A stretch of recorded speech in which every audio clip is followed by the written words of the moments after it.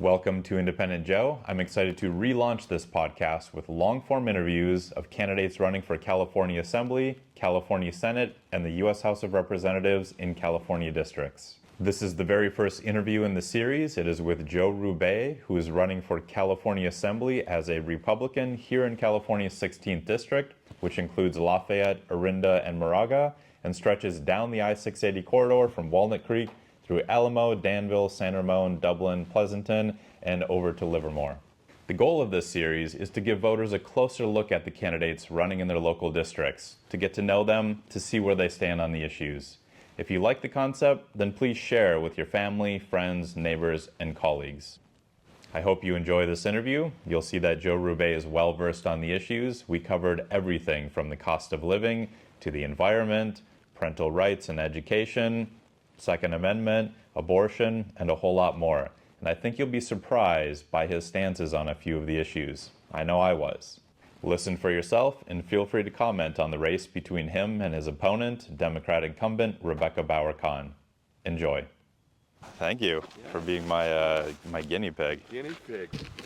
Yeah. I'm very proud of this. Probably the most important question that you'll have to answer today Yes. is, are you going to choose the red chair or the blue chair? That's super easy, my friend. The red chair, I can. All right, perfect. Yeah. That's actually, that's the better chair anyway, because you're facing the big natural light windows here. Yes. So, Yes. yeah, so you'll look like a supermodel in the videos. All right, I'll get you your coffee here. Mm-hmm. All right, Carrot, you go lay down. Yeah. Yep, you go lay down. Go lay down. Yeah, thank you for being my guinea pig. This is the very first Independent Joe podcast where I have a guest, and so the lighting and the cameras, never done this before. Yeah. Probably get better as I go, but I really appreciate you, saying yes to the interview. My pleasure, my honor. When I first saw the Independent Joe website, I was very impressed. Thank you, I appreciate it. Yeah, and like I said, the goal of this is just to create a forum where we can have state candidates running for Assembly and Senate, and then the U.S. House districts here in California have someplace where they can go and sit down for like a 45, 60, 90-minute podcast interview, because national candidates will get that kind of attention, but there is not that forum for candidates running for state offices. Yes. And we really need that. Yes. So that's why I'm creating this. It's not really out there, and I'm hoping that you will be the icebreaker, the groundbreaker, and then more people will come on, including your opponent, Rebecca Bauer-Kahan. That would be wonderful. I hope she does. Yeah, for sure. I'm sure she'd be a very good interview, too. So then rather than waiting until the very end to let people know where they can find you, we'll do it in the very beginning, because over the course of the 60 minutes, hopefully lots of people will end up watching the whole thing, but not everyone will. So where can they find you? Yes, the best way is www.rubay4assembly.com. And we'll put that up on the screen and in the description below. Yeah. And it's Rubay4, so the number 4 assembly.com. Yeah. Actually, I own the other FOR too. Oh, okay. But that's the main one. Okay, perfect. So then we'll just start with some non-politic stuff, because people want to get to know who you are. Mm-hmm. So just, how old are you? Where did you grow up? Like, what's your background? I know you're from the area, you said, for basically forever, right? Yes. Okay. 51 years. Okay. In the district, yeah. And always in Alamo? My family moved from Hayward to Alamo in 1973. And 51 years ago, I was 13 years old. So now I'm turning 65, believe it or not. That's somebody else. But I'll be 65 August 21st of this year. So we moved in 1973. So going into high school, went to high school in the district, in Monte Vista High School. Oh, wow. Funny thing, Adam Schiff was the congressman who's running for U.S. Senate. Yep. He was a class behind me. Really? I knew his. I had no idea. Yeah, I knew his brother. You know, when you're in high school, you look forward instead of backwards. Yep. I knew his brother. I knew of him. He played soccer. I was on the football team. Mm-hmm. And the funny thing I like to say is, in high school, I was active in school politics. Mm-hmm. I ran for student body president. I was a pretty successful candidate, so I'm pretty sure Adam voted for me. Oh, wow. He, you know, Should I ask him if you can get his endorsement for yes. this race? I did meet him on the campaign trail. I met him. He doesn't remember me though. Yeah, I'll see if I can get him on here. You should. Probably not. He's running for California No. Senate. No, Joe, I think you have a good shot. Yeah. Because when I met him, he was quite easy to talk to. Yeah. I met his wife, met some of his campaign people. And anyway, my funny thing to say is that he voted for me, but he never tried to impeach me. Well, okay, interesting. That's good. That's good. Yeah. Was he ever censured at your school for anything? No. He was a quiet, I'll just say, nerdy type guy. Yeah. Yeah. And I had some nerdy parts of me too. I still do. Yeah, we all do. Yeah. And no, we had a great 1 year as student body president at Monte Vista High School. Cool. Very Yeah. cool. Now you're living in Alamo. Yes. And family, kids, Yes. wife. Yes. So in 1993, I bought the house with my parents. Yep. So I've been owning that house for a very long time. I'm happily married to a beautiful Peruvian girl who's become a citizen and has voted for me in the primary. When I married my beautiful wife, Cindy, we have a beautiful daughter, Alexa, who, when she first moved here, did not know a word of English, but our schools are fantastic, and very quickly, in going to second grade at Alamo Elementary and then going to a summer school, her English is perfect. Yeah. So I think we learned a lot about that with Alexa. And now Cindy and I have 2 children. I got a late start. I have 6-year-old Natalie, and I have almost 2-year-old JJ for Joey Jr. Yeah, cool. Very cool.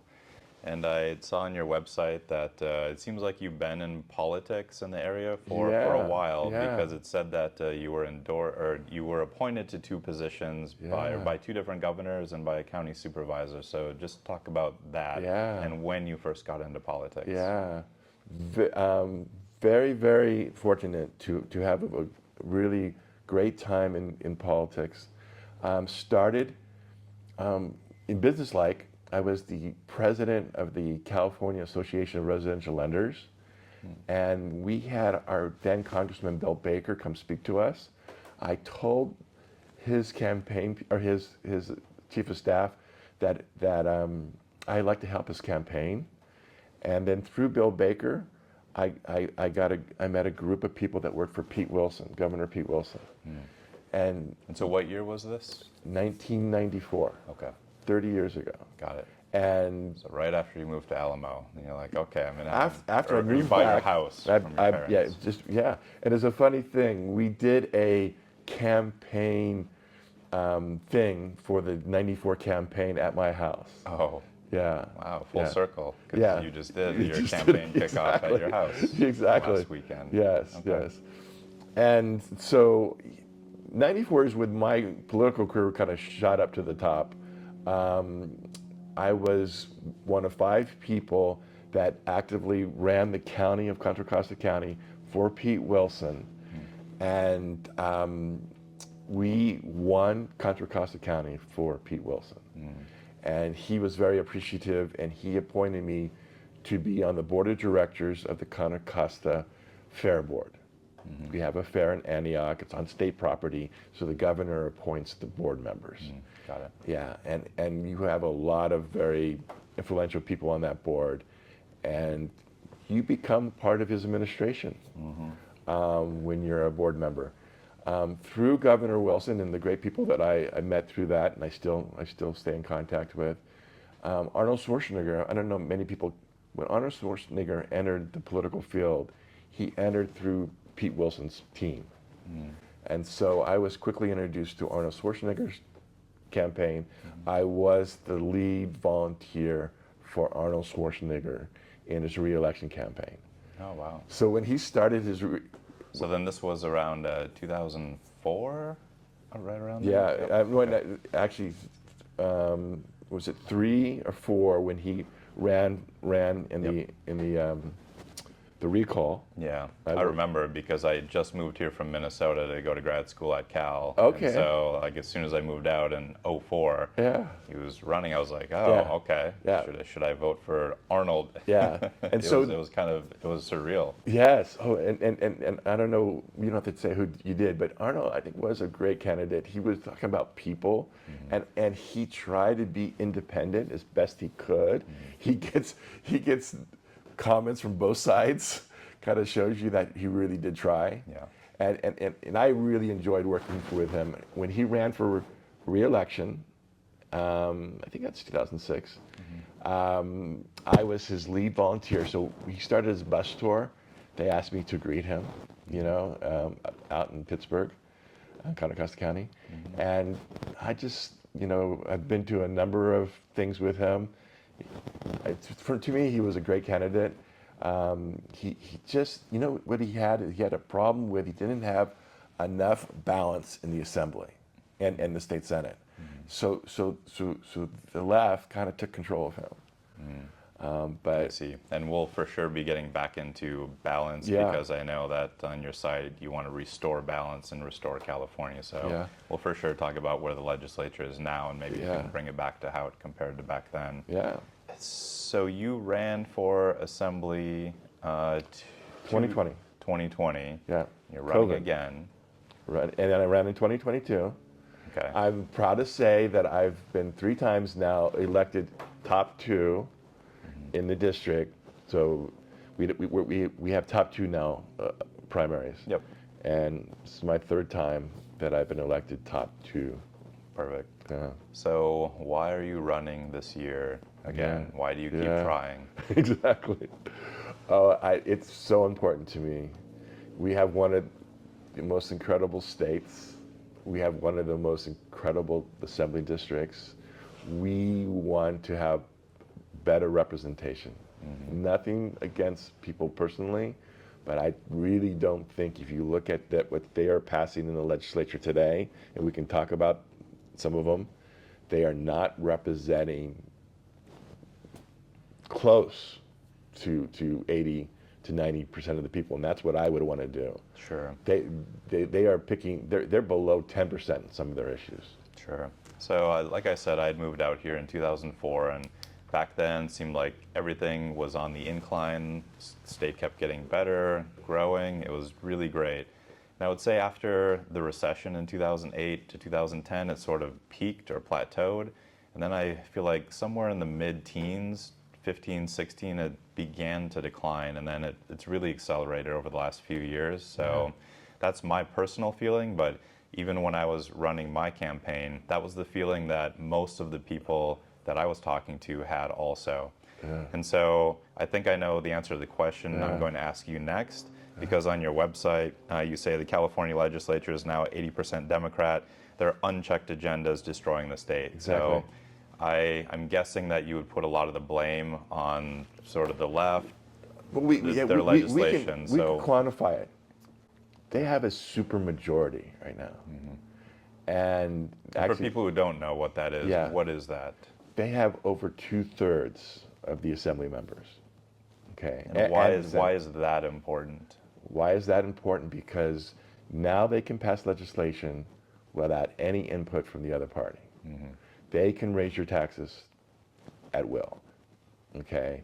They can do anything at will. So it's basically all the bills and all the budgets. Yeah. Like even so, I know that in California, you have to have a 2/3 majority in order to pass the budget, right? Well, and so yeah, they have if it. you are under the 66%, then you have to bring in a Republican or 2 or however many you need in order to get the budget through. Exactly. Okay. And that timeline you just gave me of when you moved here and so forth, that's when we lost it. We lost it in 2016.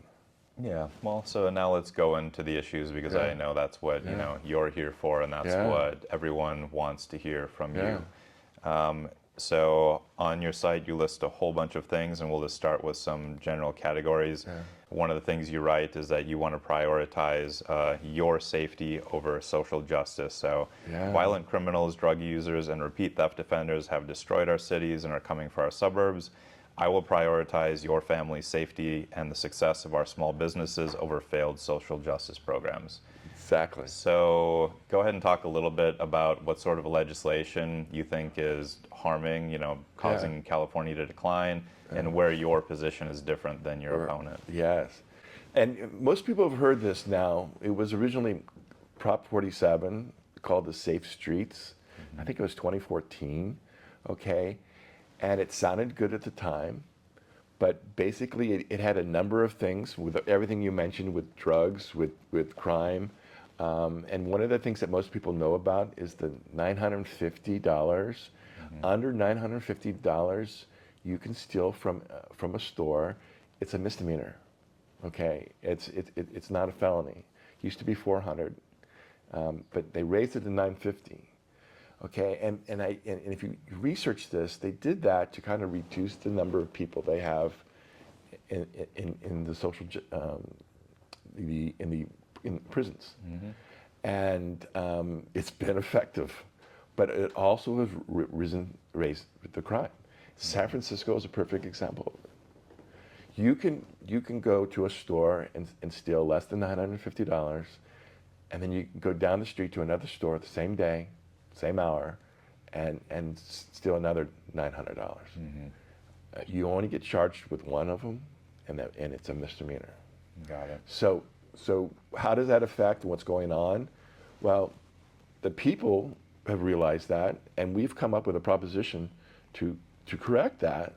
And if you saw the governor and the assembly, they try to put up another bill, a poison pill.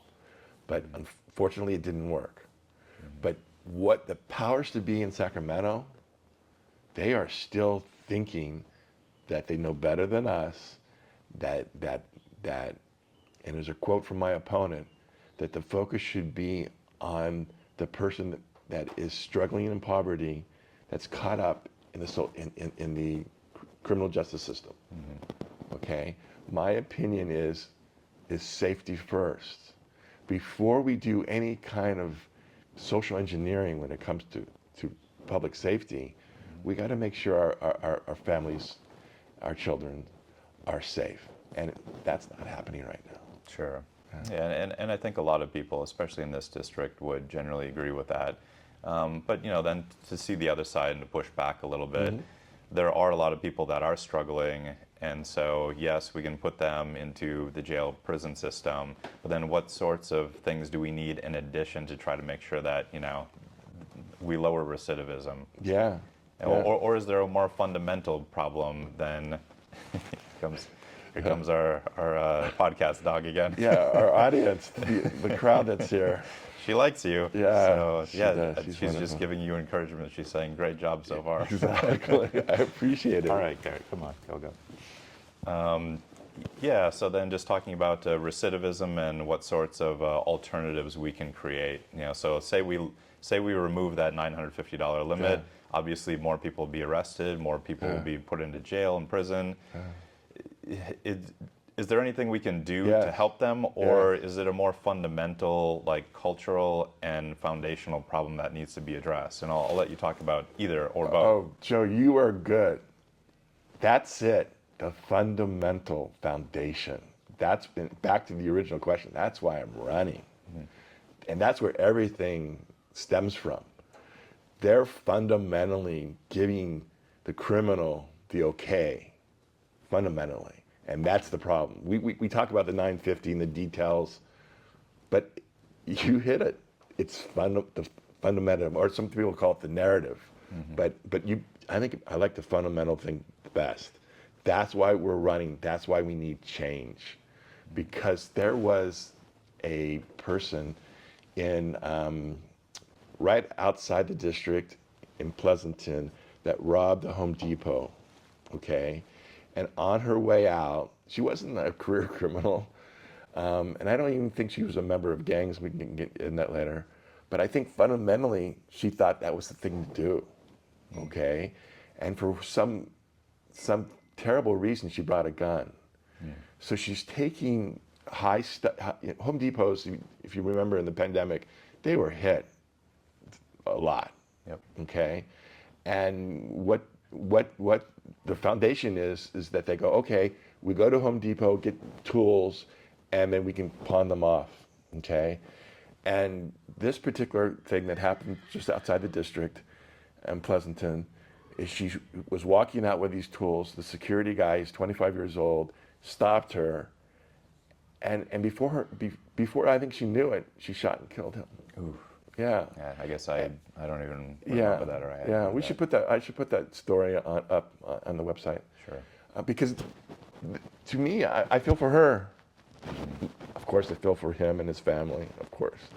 But I was watching a TV interview story about this, and I don't know what it was, but they showed her after she was arrested, and she's crying. Yep. Okay, she didn't want to do that for power tools. Yeah. But I feel fundamentally what the legislature has done is given this feeling that if you found yourself in a financial problem, that it's okay to do this. It sort of gave them the license and given the community the goal. And I think that goes through all of this. You know, we're talking about education, talking about finances. It's a fundamental change we need.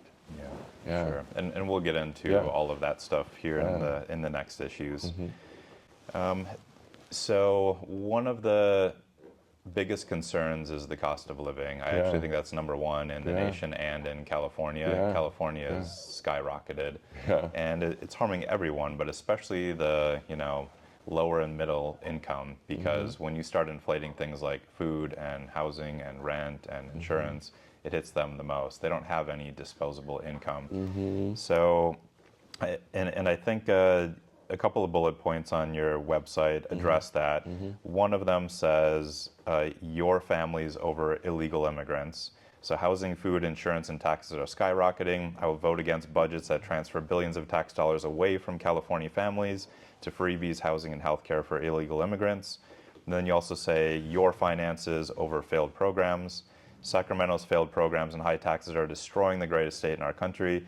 People create prosperity and not government programs. I will vote to leave money in our pockets so we can rebuild California. Yes. So what sorts of programs do you think are going too far, or where would you reallocate funding? And this is particularly important in light of our approximately $68 billion budget deficit, which is a swing of $170 billion from $100 billion surplus to this. Yes. And so the governor is addressing it in certain ways, but what fundamentals do we need to change? There was a here? recent Wall Street Journal article about this, and if you look at the budget, and you mentioned part of it, is the bulk of it is what they call transfer payments, like these programs for illegal aliens with the health care and so forth, and it just adds up. Okay, and so per the Wall Street Journal, it's not state putting money into infrastructure and other projects that will last. It's transferring. It's taking money for corporations and people and giving it to people. And in general, economics wasn't my best class, but economics tell you, and it's been proven, that if you let people keep their money in their pockets, you'll get more taxes. It's kind of counterintuitive, but it's the truth. If you reduce regulation, of course we need regulation. You just can't have people building everywhere. But if you reduce it and make it more common sense, things will prosper. And everybody, it's kind of the differences between these two chairs, the parties, okay? I believe that we reduce regulation, reduce taxes, we let entrepreneurs do entrepreneurial things. We let everybody. We let people move from one job to a better job. We let builders build. Helps everybody. Yeah, so let's talk specifically about one of these issues. Yeah. So housing we'll go into because you're an entrepreneur. You have a Yeah. business, and is it assessing or Real estate appraising. Okay, got it. And mostly new home developments. Yeah. So then, for example, we have a housing shortage. Yeah. Housing prices are skyrocketing. Rents have gone up a lot. Yeah. So how do we fundamentally fix Yeah, that problem? yeah. What sort of factors are involved, and what do we need to do? I can give you two big factors. The first big factor, actually, it's the same factor, regulation. I do a lot of new homes, and there's a project called One Lake up in Fairfield, actually developed by a fellow Alamonian and his partner. Took 12 years to develop this subdivision, okay? And it's beautiful. When you let developers develop, they do a wonderful job. Took them 12 years to do it. It's in Fairfield. It's a little away from downtown. California has a ton of land, and we probably just build on 6% of the land. If we built on, this is from Steve Hilton, if we built on 1% more, everybody could have a 10,000 square foot lot. Sure. So what I'm hearing you say is you would be open to changing zoning laws, or I guess giving more freedom to city and local counties to we have to take a really solid review of all these regulations. Sure. Okay. Another story is, and it has to do with economies, is like my brother and I have a really small business. We have a couple people in there, but the state regulator will come in, from the employment office and say, who are these people? They'll send somebody to look at our little company, okay? And of course, we've learned to do everything correct, so it's not a problem. But why are they focused on these regulations overboard? Sure. We need regulation in zoning and everything. We need zoning, but let me talk about that. The current legislature thought it would be a good idea to take planning and move it to the state, take it away from the local. So SB 9 was a bill by Scott Wiener that basically said we want planning in the state level, not the local level. And they kind of said that they would do that for housing prices. Since that was like 4 years ago, housing prices have done nothing but gone up. They're still very strong. Sure. Okay, so it's not zoning, it's letting that developer that I just talked about build One Lake in 2 or 3 years instead of 12. Sure. Okay, if we let them do that, they're going to build good stuff. They're going to build more stuff, and then eventually our prices will come down. Part of prices is the success of California. Okay, we have an incredible economic engine, Silicon Valley. You came from Minnesota. Yep. Okay, all right. So we have some really intelligent people, and what do they want? They want good schools. That's why this district prices are very high, and right now they're very stable. Yeah. And they're willing to pay higher prices for willing things to like pay good education. But, and as a parent who has a daughter, who goes to school just down the road here in the district, that was one of the things that I had started to look at when I was running for office too. And I had a lot of parents coming up to me who, were concerned about, kind of what's happening in our schools, the direction that they're going. Yeah. And so let's jump into that. Okay, sure. There's been a lot of controversy over parents' rights, and the bill that just went through basically saying that the schools don't have to let a parent know if their child wants to go by a different gender. They're told not to. Yeah, so go ahead and talk about what your position on that would be, and if that's the same as your opponent or if it's different. Completely opposite. Okay. Not to knock her, but there's a video of her on the floor, June 27th, supporting this bill. And I think she's supporting it she's got 3 children, and I know she loves her kids. She's supporting it from her heart, but it goes back to this foundational thing. Our parties are almost foundationally different, and especially in this issue. Maybe we'll back to just my campaign. My campaign is to promote our schools. I think our schools are fantastic. I have two children in the schools and one coming up. Okay, they're fantastic, but they should be focused on STEM, science, technology, engineering, and math. Okay, because that's the future. Okay, we should take all political stuff out of schools. I was on the PTA for when Alexa was in middle school, and I'm going to do this again after the cycle, join back to PTA for Natalie. The PTA, I learned that schools don't want politics, but politics are dripping into it. And so when you say politics, like specifically what sorts of material or topics do you think that schools should not talk about, or maybe if they do talk about it, for example, like gay rights, these sorts of things, talk about it in like a social studies setting, or... And I can talk to you specifically. When I was on the executive board of the PTA in the middle school, Stone Valley Middle School, they asked me to be the parliamentarian because I have some background there, and the first assignment was to look at their bylaws because every 5 years they have to update them.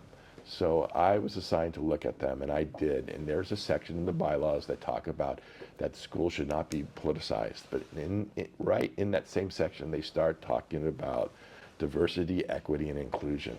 And I'll have to tell you, this was a couple years ago. I had to look up the difference between equity and inclusion. And this goes to the foundation where we differ.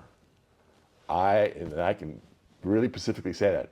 I'm for equality, okay, where we are all treated equally. I'm for what Martin Luther King said, that he wants his children to be judged on the content of the character, not the color of the skin. Equity is not equality. Equity, and you'll hear it from Kamala Harris, equity is trying to get everybody equal. A big issue that we've had a few years ago in 2020 was Prop 16, where they wanted race-based preferences in the UC system, okay? Completely against that. Okay. My opponent is for it. We're night and day. We're night and day in almost every issue, but that's really clear. Sure. Okay, so those are the kinds of things that are coming down. So then to see the other side of that issue and to push back a little bit, we have districts in the state that are very poor, and they don't have good funding, they don't have good teachers, and it's kind of a downward spiral. Once it starts that way, it gets worse, and then it's hard to get good teachers there. And so those kids don't have as much opportunity as like our kids who go to school in this district. Really good schools, lots of parental involvement. So then if you don't want equity, which is, I guess, equal outcomes, you want equality, which is equal opportunity, I guess is how you can put it. Then what do you need to do to help those underprivileged kids have equal opportunity? Because when I compare the opportunity that they have compared to this district, they're not equal opportunities. So, of course not. We're one of the best. And even in our district here, we have some lower income areas. And so how do you help them? Not to repeat myself, but I'll use one of the terms that's popular. We'll circle back. It's the I have a dream speech. Really. I mean, I was looking through this, and there was a picture of Martin Luther King when he came to Cal Berkeley, okay, and spoke, and there was a big crowd. We need to do that. We need to look at that speech, and we need to live that way, okay? Because take politics out of it. I don't have an agenda, although it's easy to say that, okay? Sure. Okay? So let's look at what he said, okay?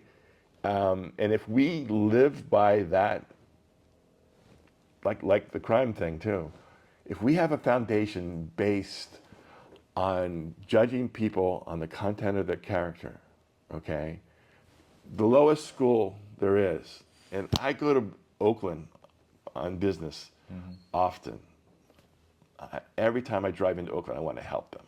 And as state assemblyman, I'll be representing you guys here, but I'll be doing state issues.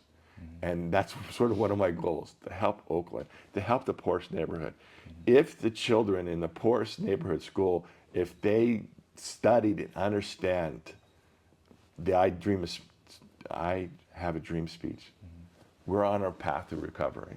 Sure, but how does the government, I guess, help with that? So from an education standpoint, I've read a lot of material about charter schools, for example, that do really well in underprivileged neighborhoods, even when they're next door to a public school. You're good, Joe. So there's fundamental differences. Like clearly it can be done. But what can an assembly member, what can the state do? What kind of policies or funding can they put in to make it happen? You reminded me of something very good. This is a bold move, okay?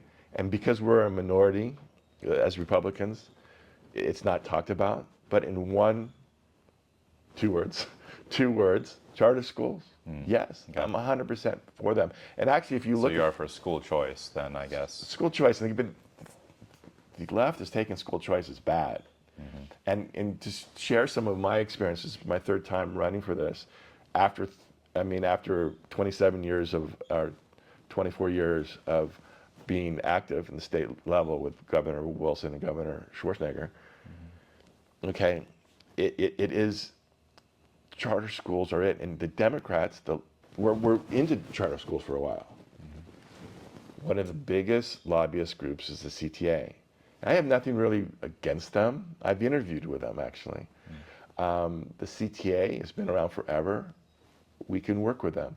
But when the CTA becomes too much one side and nixes charter schools, makes anybody supporting charter schools bad, that's where we have problems. And back to your point, I can see you're like me.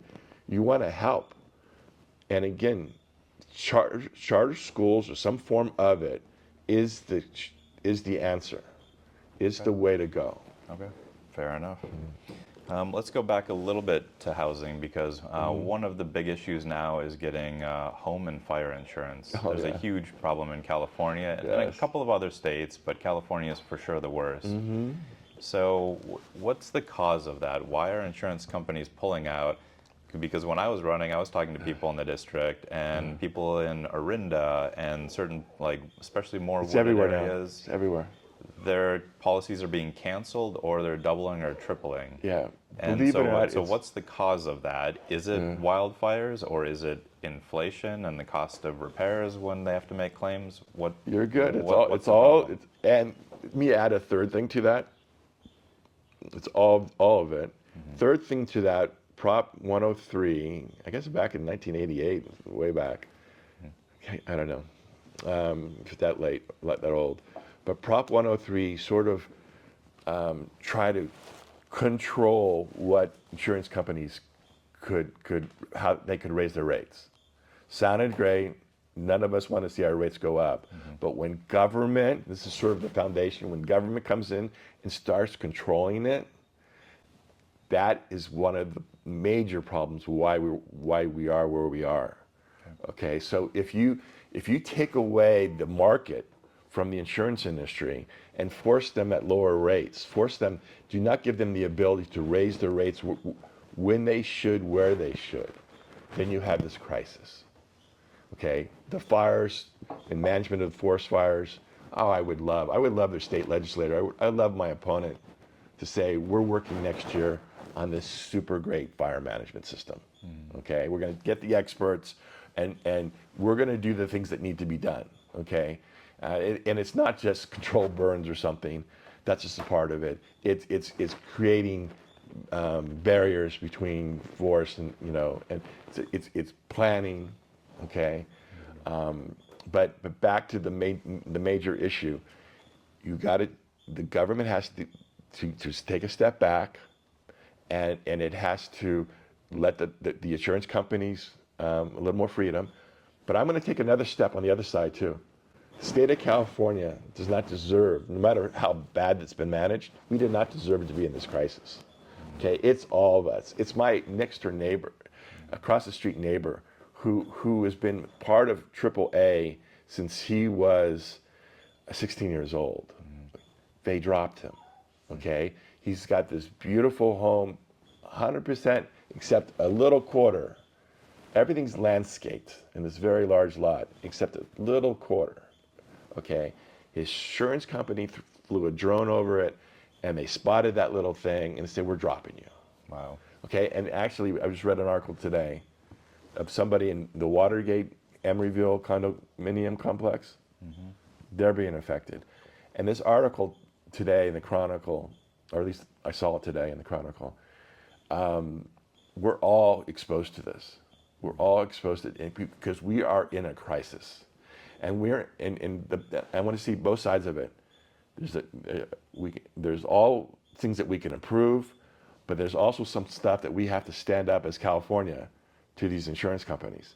You can't take our money on the easy deals and not help us in this crisis situation. Sure. But what can... So then going off that, Yeah. do you think that the insurance company should be mandated to provide a quote for anyone? Yeah, no, I don't believe in mandates, but I believe that we have to stand up, okay, in our negotiations. So it's both. It's like both, yeah. letting the free market take hold, Yeah. but smart policies Yeah. to still make insurance companies. Yeah. There should be an avenue, maybe this is it, through the state, okay, that maybe it's going to be me, okay, but right now my across the door neighbor that lost his insurance, there should be better than what the FAIR Plan is. The FAIR Plan here is terrible to fall into it, and luckily he's got some broker friends that are helping him. But there should be a policy in the state that he can go to that says, hey, appeal his situation. I've been a California resident for 50 years, and I've been an insurance buyer for 50 years. I don't have any abnormal claims. You should not be able to let me go. Sure. Yeah, sort of like a court. Sure. Yeah. So just in general, what is your stance on environmental policy? Because I read that one of the big things that Governor Newsom had to cut with this massive budget deficit are a bunch of environmental regulations, like I guess organizations that were set up because I guess maybe part of the home insurance and fire insurance problem is fire management, which is an environmental problem. Yeah. But then on top of that, we're also trying to push green tech into everything, including even when I go to Home Depot, I see everything is electric mowers, electric blowers, and everything. And sure, it's good in some respects, but in other respects, I'm not sure that I totally agree with it. So what's your stance on all of this environmental regulation, and do we need to pull back or keep moving forward with it? Oh, wow. Wonderful. Pull back, pull back, pull back. Pull back even more. Okay, and you talked about the cost of living. And think about it. Okay, you and I can go into Home Depot. We kind of like those electric things. But how about the landscaper, okay, who doesn't live in our district? He lives just outside our district. He's got a family. And they're telling him that he needs to change every piece of his equipment by a certain year, okay? And you talked about the economy, right? Okay, the cost of living, okay? All that works in together, okay? He should not, this is where the leather hits the road, or whatever that phrase is, okay, is that he should not be mandated to change anything, okay, on a certain year. We can do things to encourage it.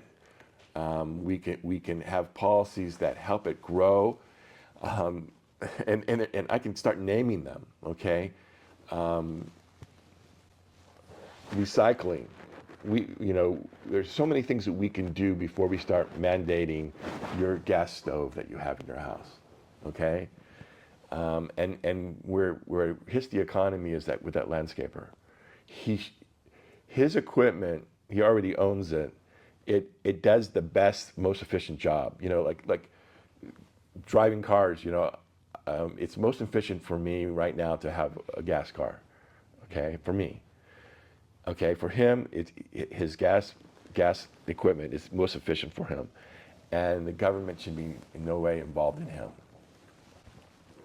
Understood. And you think that, I mean, he has a business, but just for individuals, Yeah, it should be. and I'd love to talk about the gas stoves. I know what they're thinking, other than it looks good politically. But a gas stove, I think you have a gas stove here. Not here, but okay. Yeah. All right. I have a gas stove. I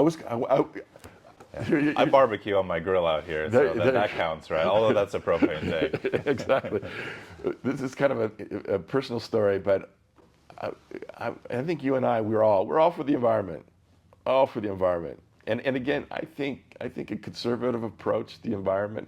How about a moderate approach to the environment? Let's go with that. Sure.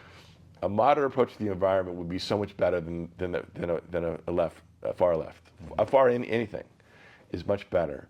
And when it comes to gas stoves, the benefit. Oh, okay. I was going to buy. We remodeled the kitchen in my house. I was going to buy an electric stove.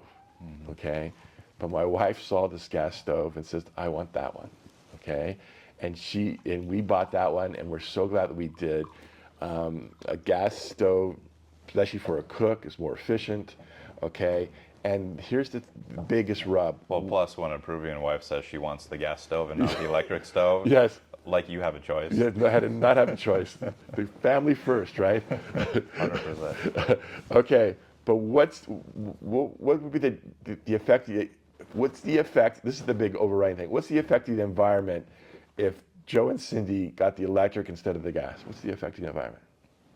Less than 1%. Yeah, true. I do look at all these studies showing that even if the U.S. goes totally green, China and India, they're not going green. They're actually going sort of less green. Well, they're developing green tech, but like the temperature change or the decrease in the temperature change is like a fraction of a tenth of a degree or something like that. So I see where you're coming from on that. I think a lot of us have that same opinion. And that's my opinion exactly. Mm-hmm. I like to say, if all of us in California, because we're talking about California, if all of us in California rode our bikes tomorrow, everywhere we went, mm-hmm. what's the effect? Commerce would stop. Exactly. And you hit on it. That's the problem of the Green New Deal, or the green things. Yeah. You're hurting commerce, you're not making any difference. Sure. All right, so I just want to hit a few other issues quick. Well, actually going along with the environment and gas stoves, this fits right in. Yeah. What about in general, just the price of gas at the pump here in California? Yeah, it's the highest. And the gas tax, and now, so it seems like since California was pushing everyone to go electric, now they're not making enough revenue from the gas tax, and so they're exploring other policies or other ways to charge to keep our infrastructure, our transportation infrastructure going. So what's your view on pushing toward electric vehicles and yet trying to find another way to fund our transportation system? Yeah. Okay, well, definitely love electric vehicles, but I'm definitely against pushing. Definitely against mandates.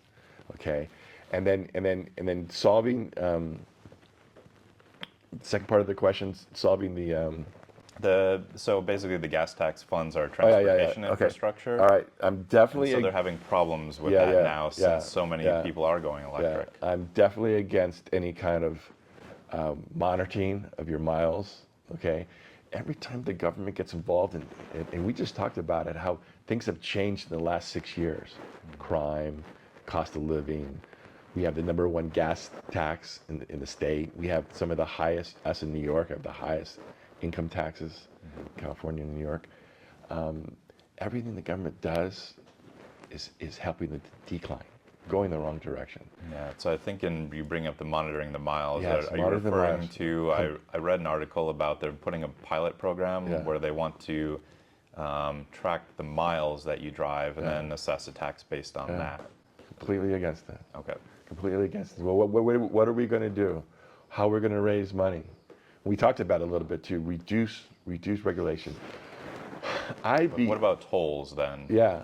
I mean, that's different than tracking your mileage on your car. Maybe tolls, because a lot of other countries will use a toll system. And we have that here in California to some extent. You know, It's I've been active for the last 30 years. I've helped all the assembly candidates in the last 44 years. The ones that I know them all, but the ones on my side, I've helped them and I know them. Dick Rainey was former sheriff, then became an assemblyman, and then our state senator.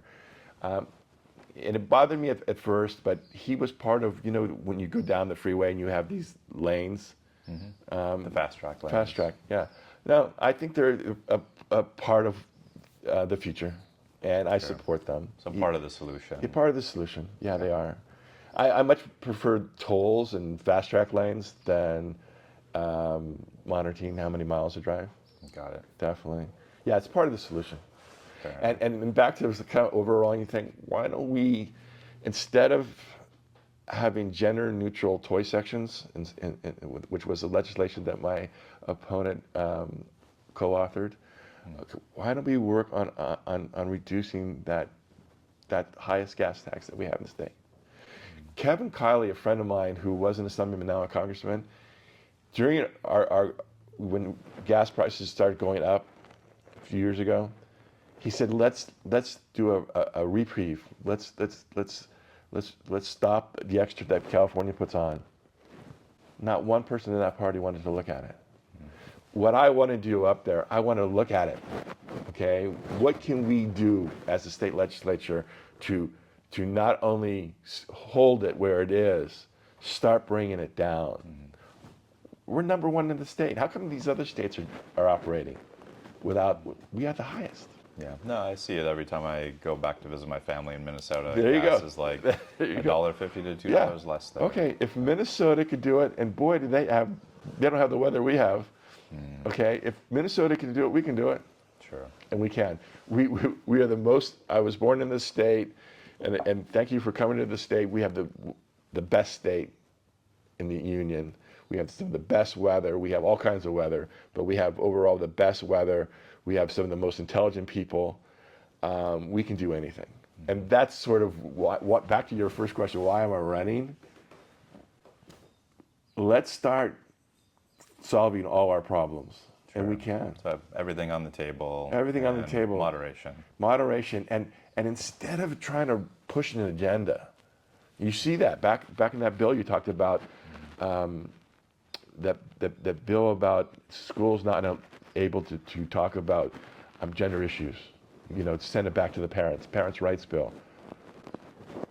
That Assemblyman Bill Leasley, who actually endorsed me, he wanted more transparency. That they didn't want that. The left did not want that. The different interest groups on the left side didn't want that. We should be opposite. We should be working on. We are number one in the literacy in the state of California. Talk about the whole state. Not a problem here in District 16, but the state of California, we're number one in literacy. Every single assemblyman or woman should be working on that. Sure. So I can tell your basic position on education is get back to academics, and as far as all of the social issues, political issues, I guess. Give the power to the teachers to let them decide how they're going to talk to the parent about it. Well, all the power should be with the parents. Okay. Okay. It's a public school. Sure. Not a government school. Sure. It's a public school. All the power should be there. Okay. And then then the teachers definitely should be free to communicate to the parents on any issue they want. And I think that's what the parents want. Understand. Yeah. Okay. So let's hit 2 more hot button issues, and then we'll start to wrap up. Yeah, good. No segue to this one. Yeah. Second Amendment. Yeah. Gun legislation. Gun control. What's your position on it? I'm 100% supporter of the Second Amendment. Okay. I like to say that I don't own a gun. I don't plan to own a gun. If I got first thing I would get is something that can stop somebody without killing them. I'm into that. But I'm also a member of the NRA. a lifetime member in the NRA. Interesting. So you have no gun, yet you're an NRA member. Yeah, That's an interesting position. Well, that doesn't seem very MAGA of you. Yeah, because that's where I'm at with all things. Don't have an agenda. Been alive for a while. Been active in politics for a good 30 years. Sure. Let's look at a situation and improve it, not divide us. They're into dividing us, and when they divide us, we all go downhill. Okay. But then specifically because like the legislature, the governor's office, they're trying to push extremely restrictive gun legislation. Okay. So here's the thing. Let's take it up in 40,000 feet. Getting people, government telling people what guns they can own, okay, how they can store their guns. I'm not for that. I'm for helping with the government certain red flag laws. The whole thing is, it's not the gun, it's the mental health of the person that's shooting the gun, as you see with the assassination attempt. Okay, all right, and it's our job to keep guns out of people that shouldn't have guns. Okay. That's my focus. My focus would be that instead of going this cross the board thing that says no more guns and think of a utopia where nobody would have a gun. I don't think that's going to happen. What we can do and what we can do now is things that keep guns away, people that shouldn't have guns. And maybe some of MAGA would be upset with me, but there should be an age limit. You got to be older than 26 to rent a car. I'm all for that. The shooter of Donald Trump, he could buy ammo. He's 20 years old. I don't think he should be able to buy ammo, actually. That's a kind of what should be the age limit? Well, actually, so you're saying we should bump it from 18 up to 21? 26. To 26. Yeah, but those are details that we could work out. But the focus back, super strong support of the Second Amendment, and I think a lot of what the left is saying is against the Second Amendment. Okay, and if you want to do what you want to do, then change the Second Amendment. Okay, they won't. Which won't happen. No, it won't happen. The Supreme Court has already made it very clear how they're going to interpret it. So we should stop that silly debate. Okay, they're talking about guns of war, and people come up to me and say, "Why do you guys want guns of war?" I don't want guns of war. Okay, I don't. I want to get the guns out of the people that shouldn't have them. Sure. And that age thing is just one way to do that. Now, again, I believe in freedoms, and I don't believe that if you have an argument with your wife, you should have your guns taken away from you. Okay, so some of these things are getting to be like that. So you're referring to like if someone has a temporary or permanent domestic violence restraining order, if it's not physical or which is an argument, then legislation shouldn't step in. This is down more the details. Yeah, but I'm saying that we work to get the guns. I think we all agree on this. Get the guns away from the people that shouldn't have guns. How do we do that? Sure. What the left wants to do is just a simple ban. Sure, everybody. Everybody. Got it. I don't want to talk about that because that infringes on the Second Amendment. No, you have I think a unique position. Carrot. Bargain at the horses now. Oh, I thought she liked my last. I don't know. She might disagree, but no, that's a unique position to increase the age at which you should be able to own a gun. Yeah, own a gun or buy ammo. Sure. Buy ammo. Okay. And I was just thinking about this today. The father of the shooter, if you want to get into details, he bought the gun. He owned the gun. I think he's culpable in this assassination. Okay, he allowed his son to get that gun. So then there should be laws about locking things up and not allowing others in the household to be able to access them without parental oversight. My first thing would be he should have repercussions. He should be civilly or criminally liable for what happened, because he more or less gave the gun to the shooter. Okay, but let's talk about locking up. I spoke in front of the Danville City Council against what a group called Moms Demand Action was trying to get around the Second Amendment by going to city councils. And this is what the left does. They play on your heart. They play on being accepted.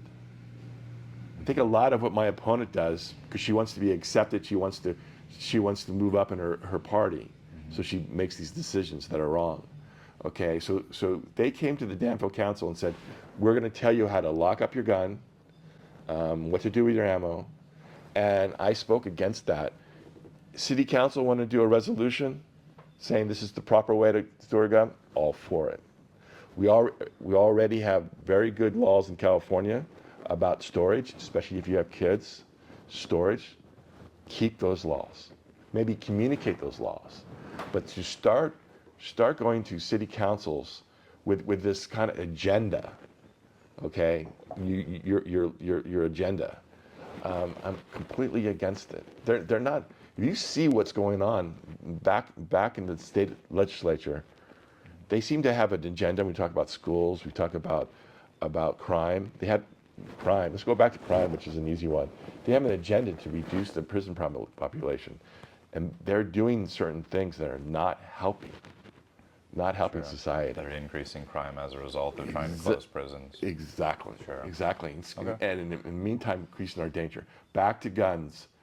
I am for red flag law, certain red flag laws. Okay. I'm totally for communication of properly storing your guns. That's where I'm thinking. This is going a new thing, where the father of the shooter, the assassin, he should be criminally liable for something. Okay? Because he had that gun. He allowed his son to get that gun. Anyway. Who knows? So it's a parental responsibility, it sounds like. If you Or know that your kid has issues, then... Gun owner responsibility. Sure. If you have an AR-15 in the house, you're responsible for it. If you have a super fast car, you're kind of responsible for it. You're not going to loan it to your 16-year-old that Interesting. okay, Sure. that's going to speed. So yeah, I think we can get from that. We can explore that more. If you're a gun owner, and that's why I'm a member of the NRA. They're all about training. They're all about education. The people that I've spoke to at the California Rifle and Pistol Association and the people I know that are in the NRA, they're the best gun owners around. Education, proper management, proper safety of a gun. And bringing the government in, you're a gun owner, you're responsible for that. Okay, fair enough. Yeah. Now let's hit on the last extremely hot button issue, abortion. Okay. So that's a big thing, especially women's rights on the left. Yeah. What's your position on that? Oh, I'm going to make it sound clear, but I know it's very complex. Okay. But I am so much for what the law is in California. Okay. Basically, to make it simple, we have all the exceptions: life of the mother, incest. Okay.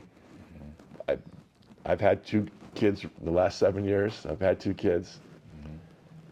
Okay, but I stop at viability, and that's what California does. Okay. California doesn't even know that. I mean, people don't know that, and we've had it since Roe. It's been codified that. So it's basically allowed until viability, which is at what point? About 27 weeks. Okay. Okay, just to put a week on it, okay? And that's current California law. It's current California law, and that's what I'm against with the left. Gavin Newsom won't do that. He won't say that. That's their problem too. Their problem is that they won't say that. They will say it's unlimited. In Prop 1 in 2022, Prop 1 said made it vague, made it like you can have an abortion at any time, even after birth. Okay, after birth is if you are a mother that just did all kinds of drugs and the kid comes out halfway dead, you can't a municipality can't hold her criminally liable for that. I see. Okay, that's how some of these things came up. Okay. But the left says no, she can't. You can't. It's her right to do all the drugs that she wants. Okay, this is where I differ. That doesn't help society. It goes into everything, crime and everything else in the 950. But let me get back more simple. So you heard of the Robert RFK Jr. campaign. Yep. He had it wrong. At first, he may have changed this. He had what California is, 100% women's rights, up to the 40th week after birth. You're free to do it. Yeah. Okay. And then I saw he change his position. Exactly. Because then he realized that there were actually a lot of terminations because the mother didn't feel that she could financially support the child Yes. if they were born. Yes. So then he changed to Yes. viability. Exactly. Like he changed back to where your position is. Exactly. And apparently where current California and where law is. his vice president candidate is. Okay. And she said it wonderfully. Okay. You would probably look at me as being a lifelong Republican and her as opposite. On this issue, she and I are exactly the same. And she's quoted as saying, when the mother is healthy, when the baby is healthy, okay, you should not abort it. Okay. Okay. And this is where I'm so frustrated with the left. They don't use her quote. They just go to, Trump wants to ban it nationally. Joe Rubay is a far right, which they haven't said this yet. but everybody that's a Republican or everybody that's a MAGA, they want to ban. They want, no. I think all of us. What's her name? The vice president candidate, Shanahan. Yeah, Nicole Shanahan. I think Nicole Shanahan is perfect. Okay. On this issue. Fair enough. Yeah. Well, that's interesting because the left always tries to paint the Republican candidate as MAGA, and I have to say that your position on this, plus some reasonable gun control responsibility, are not crazy conservative MAGA. Well, I'm not. And the right always tries to paint the left as communist, and most of the time that is not the case either. So, getting back to the point of these podcast interviews, everyone is nuanced. Most political candidates tend to be more in the middle than their opponents paint them out to be. So that's what I want reasonable people in the district to see. Excellent. So then just kind of wrapping up, I think in the current environment, things are moving to the right. So I think, even with your positions on the last two issues that we talked about, you're still going to get the conservative vote in this district. Yeah.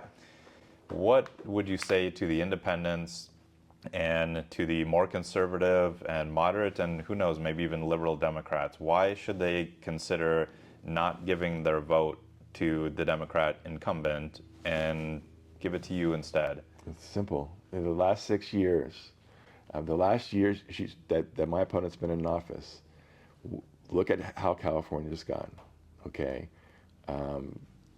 Fiscally, we went up and went down.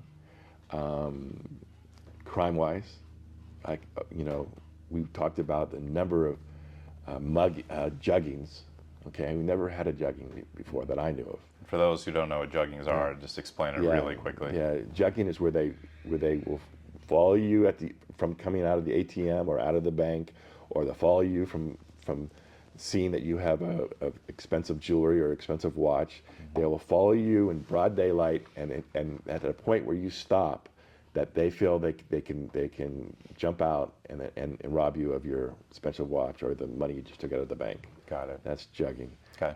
So finances, tougher on crime. Mm-hmm. Okay. And when I'm talking about this is the decline. Why change your vote? If you're an independent person, if you live in Doherty Valley, okay, and you work in Silicon Valley, and both of you are working and not able to watch. Hopefully they can watch this podcast, but not able to really get the full picture of what's going on. Okay, look at what's happened in the last, we'll go 10 years. Okay, and what path we are on. We need to change that path. Sure. Yeah, and we talked about it in crime, in education, in finances. Instead of this downward path, let's change it to some basic things and start moving forward, and let's start solving our problems. Our homeless problem can be solved. It really can be. Our water situation. We had Prop 1 in 2014 that provided 14 billion to water structure, and we haven't built a reservoir. Okay, we need to build reservoirs. And there's all kinds of new technology too that we can. And I'm going to just jump out one more too. Talking about new technology, we have a gas problem. We have a power problem. Okay, I'm going to be bold. Nuclear power. Nuclear power is not the nuclear power of your grandfather. Nuclear power is extremely intelligent right now, and we should and I think Gavin realized it. We had 4 plants, and they closed 3 of them. They were going to close the 4th one, but he stopped it. Okay. Interesting. And he did the right thing. I didn't know that. He did the right thing. He stopped it. Okay. And it's a great power plant right on the Pacific Ocean. Okay. And he stopped it. And what we should do is to start rebuilding them with today's technology. Okay. And we are going to be a future of electric cars. We're going to need electricity. And this is funny too. I read this maybe 14 years ago in the Chronicle, front page, the most green thing you can do, build a nuclear power plant. Okay, fair enough. Yeah. All right.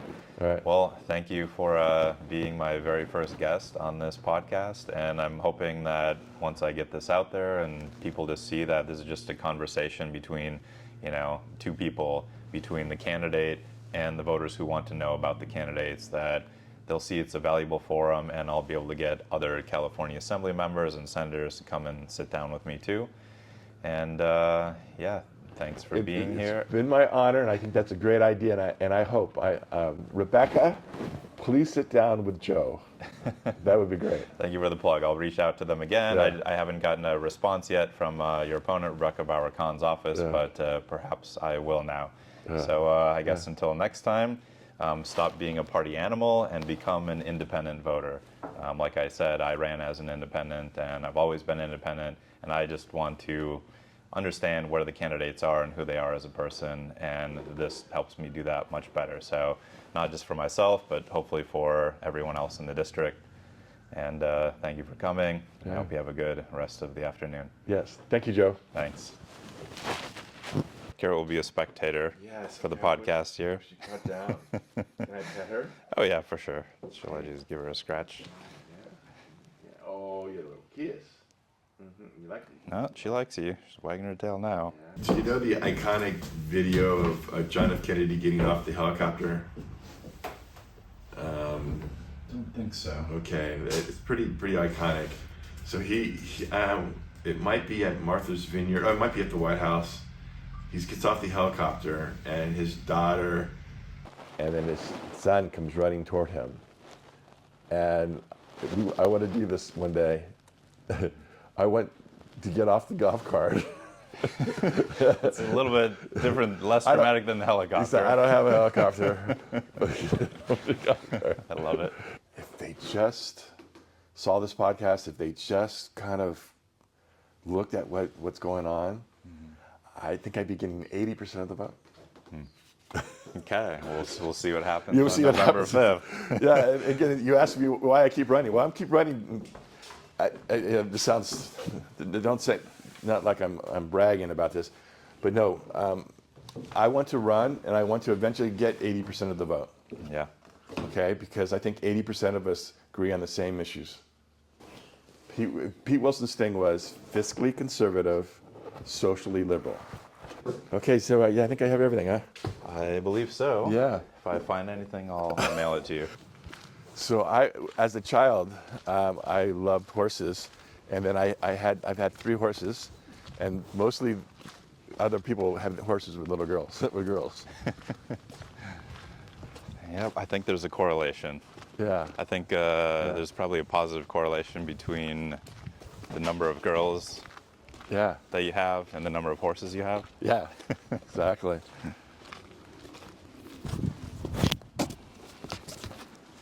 She wants to go in the car with me. She likes being a podcast dog. Yes. Yes. You know, like they had that lion with MGM. You can do a carrot. Not as intimidating. No. I don't know if anybody would watch those movies. Thanks again. I Yeah, appreciate it.